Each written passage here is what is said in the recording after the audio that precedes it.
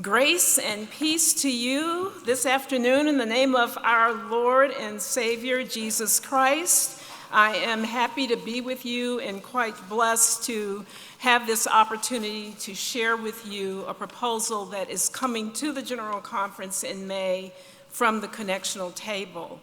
Again, Kenitha Begum Sai, Chief Connectional Ministries Officer of the CT, and I am joined by my fellow CT colleague, Barbara Borgegrain. As you all know, the General Secretaries as well as the presidents of the agencies are all part of the Connectional table. So I'll allow her a moment to introduce herself. Greetings, good people. I'm Barbara Borgegrain, lifelong United Methodist, preacher's kid, and desperately trying to make sure that everyone in our pension plans gets a pension wherever you go. Thank you, Barbara. Well, what does the Connectional table do? Our purpose is to discern and articulate the vision for our worldwide church, to steward the mission, ministries, and resources of the denomination in line with the dictates of General Conference and in consultation with the Council of Bishops. As you see in this paragraph excerpt on the screen, the Connectional table is where money and mission come together to steward the resources, mission, and ministry of the denomination. We have been working on a piece of legislation having to do with the U.S. as a regional conference. And I want to remind you, this month we have celebrated Reverend Dr. Martin Luther King's birthday. And if you remember King preaching about a great dream that he had, I believe that United Methodists also have a dream, and it is articulated in paragraph 125 of our Book of Discipline. It's a dream for a worldwide connection. It says, integrally holding connectional unity and local freedom, we seek to proclaim and embody the gospel in ways responsible to our specific cultural and social context while maintaining a vital web of interactive relationships.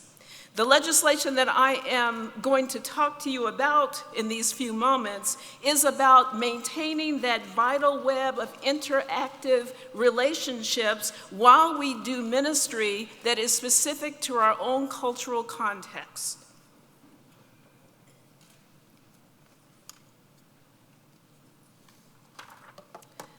So we are proposing creating a U.S. regional conference. What is that? It is a conference that would comprise the current U.S. jurisdictions and geographical boundaries congruent to the U.S. annual conferences. The U.S. regional conference legislation does not change the role or function of jurisdictional conferences, including the election of bishops. Why call it a regional conference? Now, as many of you who have been around for a while know, we have talked for many years about the U.S. as a central conference.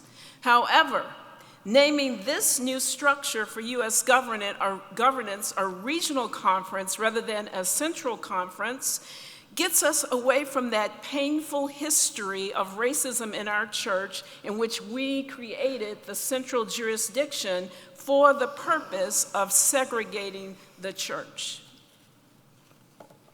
The goal of having this type of contextual U.S. governance is to unburden the General Conference from petitions that are U.S. specific and to create parity between the United States and the central conferences in being able to adaptable parts of the Book of Discipline.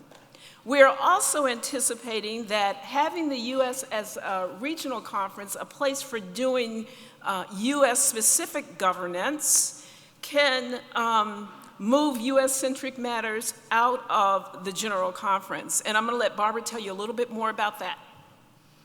So why is this needed?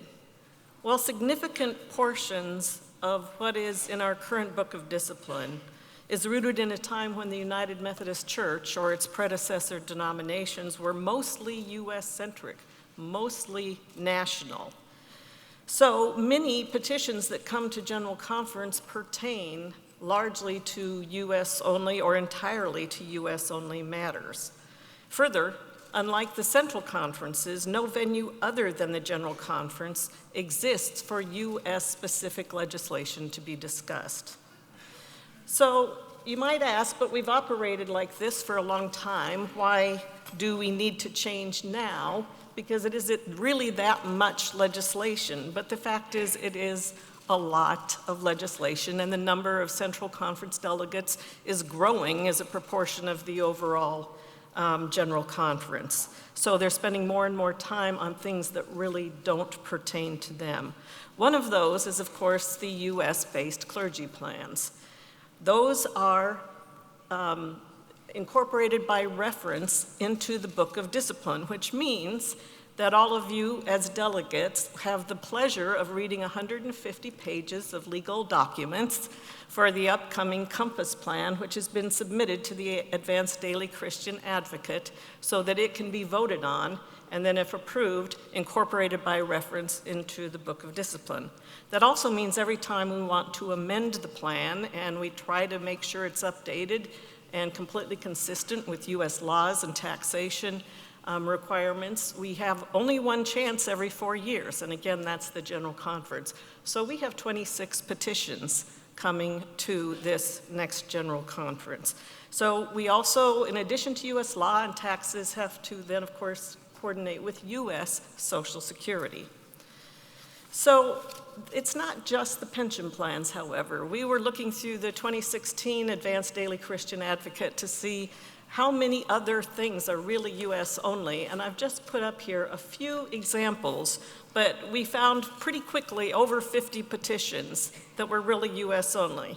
So I will not go through all of these, but a couple examples of Book of Discipline paragraph changes are things like regarding the UN Development Fund, which makes loans only in the United States, or skipping down regarding the jurisdictional young people's ministries, or continuing Native American Comprehensive Plan, which applies in the US, or strengthening the Black church for the 21st century. Also, resolutions.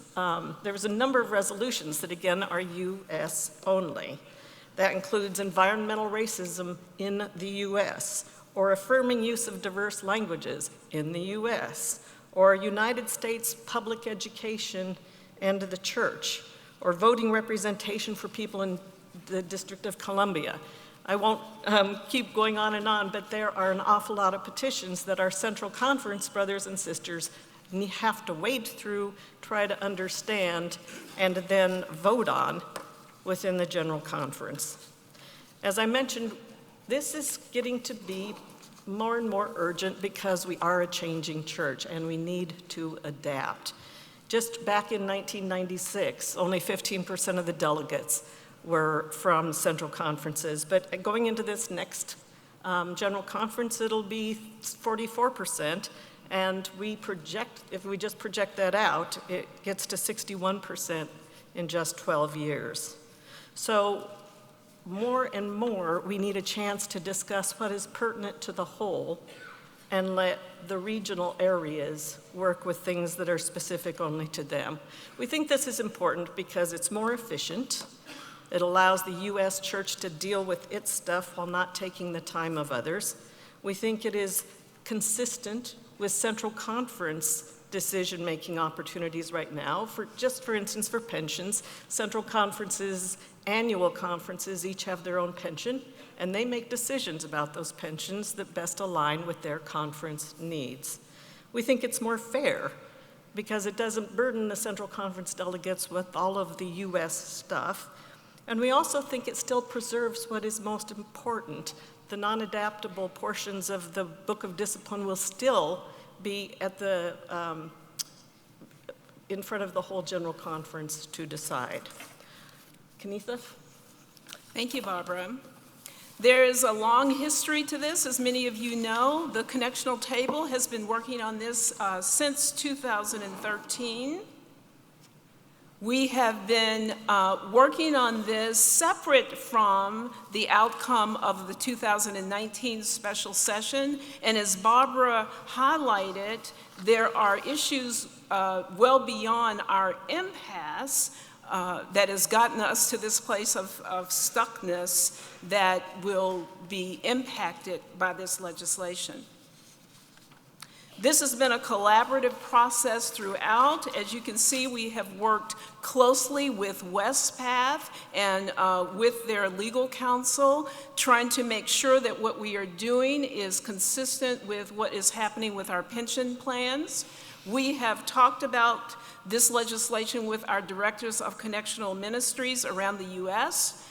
We have talked to conference chancellors about this. We have talked with the Council of Bishops about this legislation, and indeed our Central Conference College of Bishops this past November endorsed this proposal.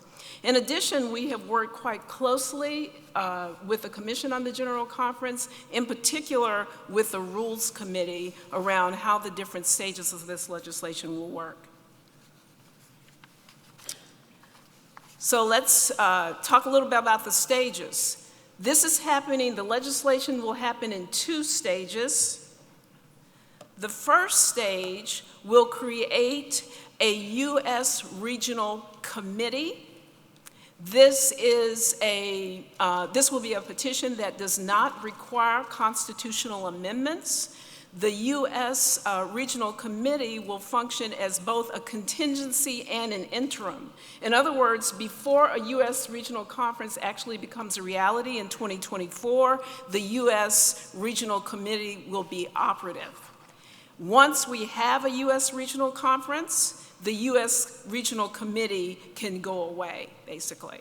The U.S. Regional Committee will be comprised of all of the elected delegates from the U.S., as well as 1 layperson and 1 clergy person elected from each of the central conferences. The committee will have legislative function and will be able to consider petitions that are judged to be U.S. specific and U.S. adaptable. Again, in this legislation, we're dealing with parts of the discipline that can be adapted. The committee would process that kind of legislation, and then all legislation processed and approved by the U.S. Regional Committee would go back to the General Conference. So then, stage 2 would also be taken as a petition, as part of the petition to this General Conference. One of the reasons we did that is so you could see the whole picture. What do both stages 1 and 2 look like, and not have to wonder what come next. But stage 2 would then create a U.S. Regional Conference to convene following General Conference 2024. Again, it would include the U.S. jurisdictions, and they would continue with the same powers and duties that they currently have. But stage 2 requires constitutional amendments. It amends 2 paragraphs and adds 4 paragraphs to the Book of Discipline. So if this is approved at General Conference 20, it would then need to go forward for annual conference ratification, and would be going through that process over the next 2 years. If it is approved, then it would go into effect in 2024, and as Kenitha mentioned, the stage 1 regional committee would cease to exist. If it is not ratified, then the stage 1 regional committee continues until the General Conference decides to do something else. And so now Kenitha will say how this relates to other proposals. You have already heard about a number of other proposals that are being offered at this General Conference. The CT proposal is not a plan for restructuring the whole church. It was an effort that we embarked upon as a connectional table, again, that was separate from the impasse that we hit in 2019 and designed to deal with a number of issues related to our global nature and related to the feedback that we have heard consistently from our Central Conference delegates. The legislation is not dependent upon any other proposal.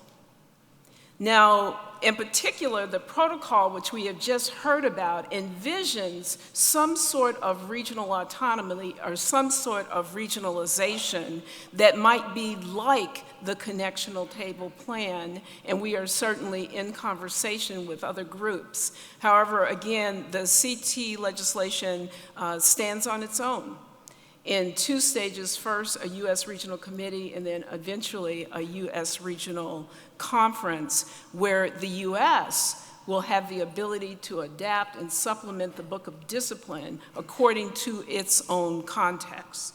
There is more information available at this URL, the bit.ly USRC legislation. You will also find it on WestPath's website. And if you step out at a table right outside the hallway, you'll see material like this legislative overview booklet. And you'll see in your packets, you should have gotten a little bag with the connectional table on the outside of it, and you'll see little cards like this that again has the web link as well as more detailed information. And of course, we will be available for questions throughout this pre-general conference briefing. I encourage you to take a look at what is on the website. It has been the legislation as well as the educational materials have been translated in all of the official languages of the General Conference. In addition to, I believe there is a particular Swahili that we did an extra one, and then Tagalog. There's a Tagalog translation there as well. So we've tried to make this as accessible to the body as possible. Thank you very much, and blessings as we all discern how we will go forward in a new way as a denomination. Thank you. Thank you.